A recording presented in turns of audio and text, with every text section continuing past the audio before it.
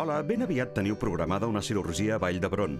Aquí treballem amb un protocol anomenat RIC, Recuperació Intensificada en Cirurgia, amb l'objectiu que arribeu a la cirurgia en les millors condicions i us recupereu com més aviat millor.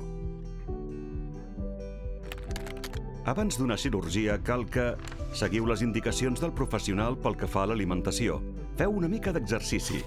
Caminar, pujar escales, enfortir els braços i mantingueu també la ment en forma. Llegiu, feu sudokus o mots encreuats.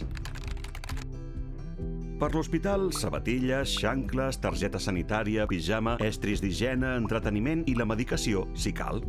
I per quan torneu a casa, menjar preparat, aigua, plats congelats saludables i qualsevol estri o ajuda externa que us pugui facilitar la recuperació. El gran dia de la intervenció, seguiu les instruccions de dejuni. Res de menjar 6 hores abans i res de beguda 2 hores abans. Si us han prescrit dextrinomaltosa, preneu-la tal com us hagin indicat. Dutxeu-vos, però no feu servir desodorant, perfum ni maquillatge. Deixeu tot el que pugueu a casa, com ara pròtesis dentals, ulleres o joies.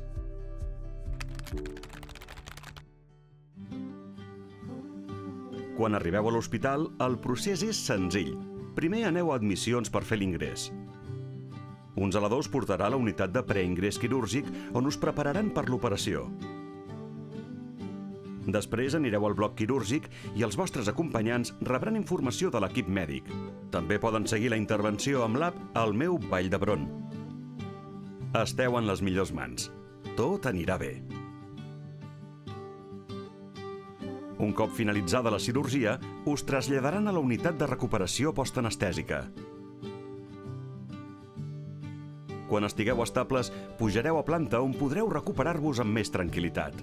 Els acompanyants podran portar-vos les vostres pertinences i visitar-vos segons els horaris establerts.